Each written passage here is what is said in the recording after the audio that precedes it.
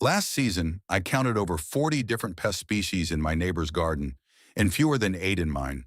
And our plots sit barely 30 feet apart in the same central Virginia clay. The difference was not a fancy spray, not a high-tech trap, and not some expensive barrier netting. The difference came down to one mistake that almost every home gardener makes without realizing it. A mistake I made myself for the better part of 15 years. And here's the thing, that one mistake actually invites pests into your garden. It rolls out the welcome mat for aphids, cabbage loopers, squash bugs, and just about every other creature you have been fighting year after year.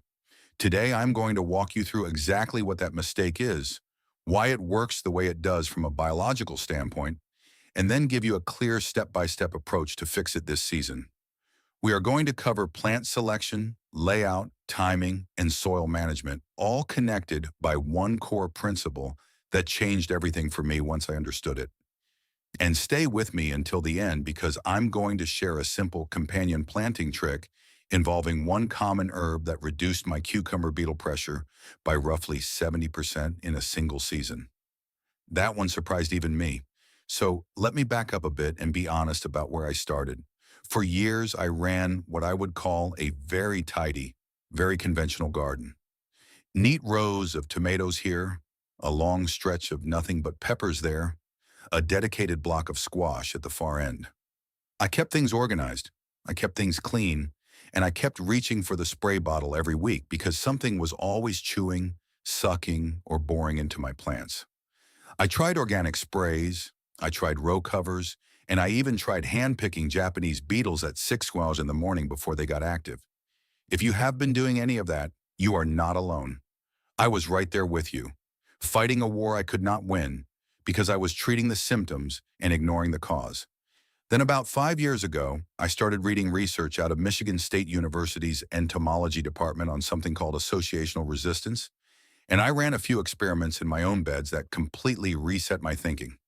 Here's the core idea, and once you understand it, everything else I'm going to share today makes perfect sense. In nature, you never find an acre of nothing but one species. A meadow has grasses, wildflowers, legumes, herbs, and dozens of other plants all mixed together. That diversity does something powerful. It confuses pests. Most garden pests locate their host plants through chemical signals, volatile compounds that plants release into the air. When a cabbage white butterfly floats over a field looking for brassicas, she is following a chemical trail. If all she encounters is row after row of broccoli, every signal says, "Land here, lay eggs. This is the place." But when those brassicas are interspersed with basil, dill, onions, and nasturtiums, the chemical landscape becomes noisy. The butterfly's signal-to-noise ratio collapses. Research from Wageningen University in the Netherlands showed that diversified plantings can reduce specialist pest damage by 30 to 60% compared to monoculture plots, not through killing anything, but simply through confusion. The gardening mistake, the one mistake in the title, is monoculture planting, grouping all of one crop together in a single block. It is the most common layout in home gardens, and it is essentially a buffet sign for every pest that targets that crop. Now let me show you exactly how to fix this, starting with how you plan your garden layout. The first thing to change is how you think about your garden map. Most of us draw a grid with labels. Tomatoes here, beans there, cucumbers along the fence. Instead, I want you to think in terms of plant families and make sure no two members of the same family sit directly next to each other. Solanaceae, that is your tomatoes, peppers, and aubergine, should be separated by plants from a completely different family. Brassicas like broccoli, kale, and cabbage should have non-brassica neighbors on every side. Here is how I lay mine out. I use a 4-foot wide raised bed, and within that bed, I alternate plant families every 12 to 16 inches in a checkerboard pattern. So a tomato sits next to a basil, which sits next to a pepper, which sits next to a marigold, which sits next to a cucumber. No two plants from the same family are adjacent. In a row garden, the same principle applies. Instead of a 20-foot row of nothing but squash, break it into clusters of 2 or 3 squash plants separated by 18 to 24 inches of herbs, alliums, or flowers. Now, I want to be straight with you. This feels messy at first. If you're used to that clean grid layout, this will look chaotic. But from the perspective of a pest trying to locate its host plant, that chaos is exactly the point. You are creating static on the chemical airwaves. The second piece is choosing the right interplanting partners because not all combinations are equal. What you want are plants that produce strong, volatile compounds. Plants that essentially broadcast their own chemical signature loudly enough to mask or disrupt the signals coming from your crop plants. The research on this is surprisingly specific. For brassica crops like broccoli, cabbage, and kale, your best interplanting partners are strong aromatics. Thyme, sage, rosemary, and dill all produce terpenes that interfere with the host-finding behavior of cabbage moths and flea beetles. I plant one herb for roughly every two brassica plants, spaced about 10 to 12 inches apart. For solanaceous crops, basil is exceptionally effective. A study from the Journal of Economic Entomology found that basil interplanted with tomatoes reduced whitefly populations by over 60%. Plant basil 8 to 10 inches from the base of each tomato, and you get pest suppression plus a kitchen harvest. For cucurbits, squash, cucumbers, and melons, nasturtiums and radishes serve as trap crops. Aphids prefer nasturtiums to squash leaves, so they congregate on the nasturtium instead. I plant nasturtiums at the corners and midpoints of every cucurbit bed, roughly one nasturtium for every 3 to 4 squash plants. If you are in USDA zones 3 to 5, where your season is shorter, focus your aromatic interplants on fast-establishing herbs like dill and coriander, rather than slow starters like rosemary. In zones 8 to 10, where pest pressure is heavier and the season is longer, I would double your ratio of interplants. One aromatic for every single crop plant, rather than every two. Now here is where things get really interesting because planting diversity is only half the equation. The third thing to address is timing and succession, which most gardeners overlook entirely. Pests have life cycles. They emerge at predictable times. When you plant one massive batch of a crop all at once, every plant hits the vulnerable stage at exactly the same moment, right when the pest population peaks. A cabbage looper does most of its damage to brassica seedlings in the first 3 to 4 weeks after transplant. If all your brassicas go in on the same Saturday in May, you have created a synchronized feast. What I do instead is stagger my plantings in 2 to 3 week intervals. My first round of broccoli goes in 3 to 4 weeks before the last frost. The second round goes in 2 weeks later. The third round goes in 2 weeks after that. This means that when the first wave of cabbage loopers peaks, only a third of my brassicas are in the most vulnerable stage.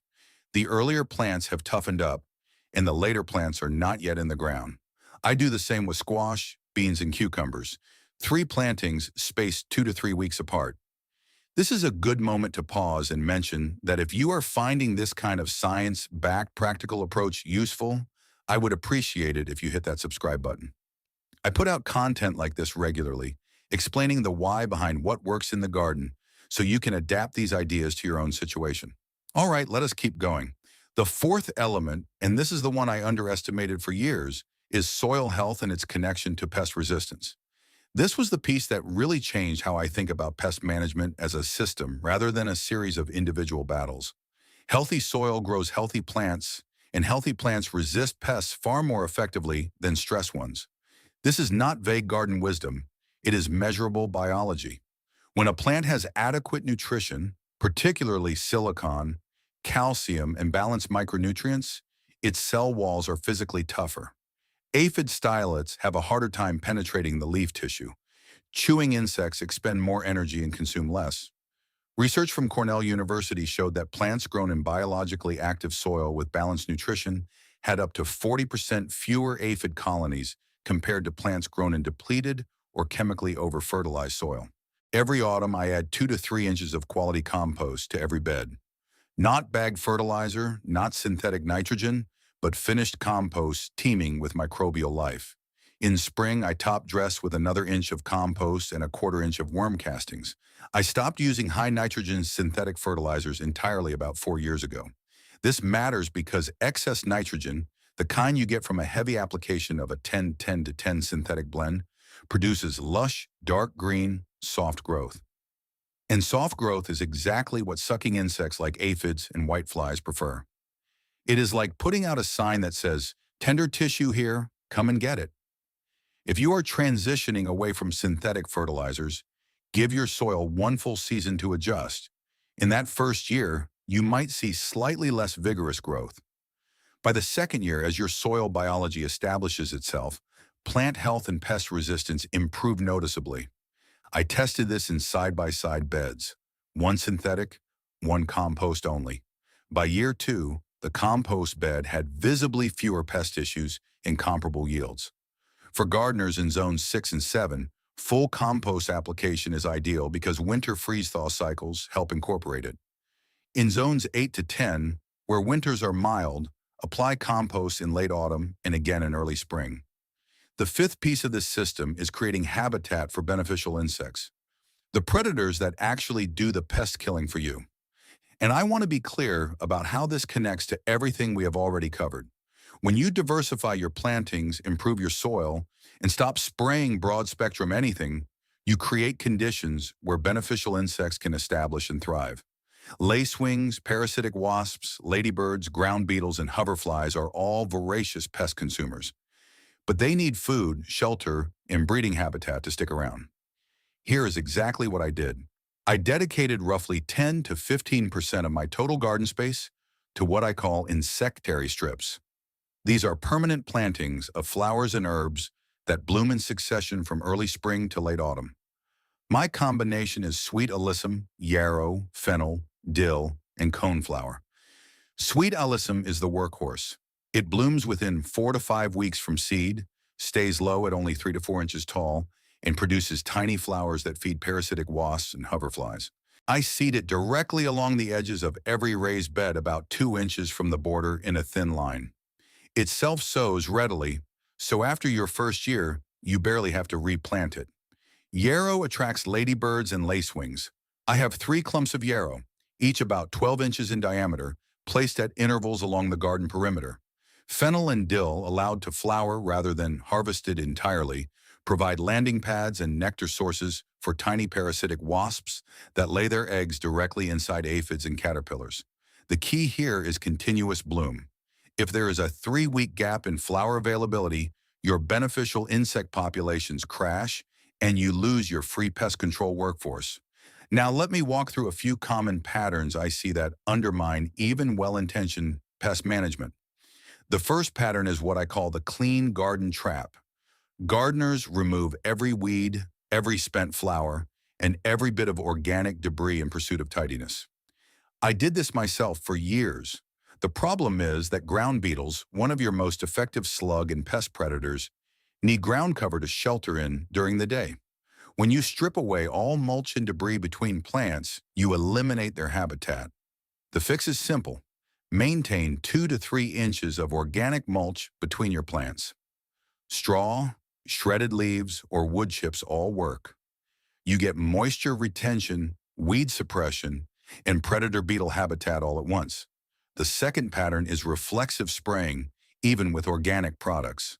When people see a few aphids, they reach for neem oil or insecticidal soap and blanket spray the whole garden. What they do not realize is that those products are broad spectrum, even though they are organic. They kill the beneficial insects that were about to solve the problem naturally. A small aphid colony is actually bait for ladybirds and lacewings. If you spray it away before the beneficials arrive, you have removed the food source that would have attracted your allies. What I do now is wait 3 to 5 days after spotting a pest outbreak before intervening. 9 times out of 10, the beneficials show up and handle it. If they do not, then I spot treat only the affected plants, never a blanket application. The third pattern is ignoring the calendar. Many gardeners plant everything in one big push on a single weekend and then wonder why pests seem to hit everything at once. Staggered plantings are one of the single most effective pest management tools available to you, and they cost nothing. Not a single extra dollar, just a little planning. Now here is the bonus technique I promised at the beginning. The companion planting trick that reduced my cucumber beetle pressure so dramatically. Cucumber beetles are vectors for bacterial wilt, which can kill a cucurbit vine in days, so controlling them matters enormously. What I discovered through 3 years of testing is that interplanting tansy, specifically the common tansy, Tenacetium vulgare, at the ends and midpoints of cucumber rows repels cucumber beetles significantly. Tansy produces a compound called thujone that cucumber beetles actively avoid. I plant one tansy plant for every 6 to 8 linear feet of cucumber row, placed right at soil level between the cucumber hills. In my test beds, cucumber rows with tansy had roughly 70% fewer beetle visits than rows without it. Two important notes. First, tansy spreads aggressively through rhizomes, so plant it in a buried container like a 20-liter bucket with the bottom cut out. Second, tansy is toxic if ingested by livestock or pets in large quantities, so keep that in mind. What I have described today is not 5 separate tricks. It is one integrated system. Diversify your planting to create chemical confusion. Choose interplanting partners that broadcast disruptive, volatile signals. Stagger your planting dates to avoid synchronized vulnerability. Build your soil biology so plants are naturally tougher. And create habitat for the predatory insects that do the heavy lifting for free. When you stack all 5 of these together, you are not fighting pests anymore. You are designing an ecosystem where pest populations stay naturally low. That is the shift I wish someone had explained to me 20 years ago. It is not about finding the right spray. It is about making your garden inhospitable to pests and welcoming to their predators. If you found this helpful, share it with a gardening friend who is tired of fighting bugs every summer. Leave a comment below and let me know what pest gives you the most trouble. I read every comment and may cover your specific challenge in a future video. If this strategy has changed the way you look at the balance of nature in your back garden, please subscribe and like this video. We are uncovering the biological secrets that have been hidden by modern convenience. Let's cultivate a future where our gardens thrive in harmony. The next breakthrough in your growing season is just around the corner. Good luck out there, and I will see you in the next one.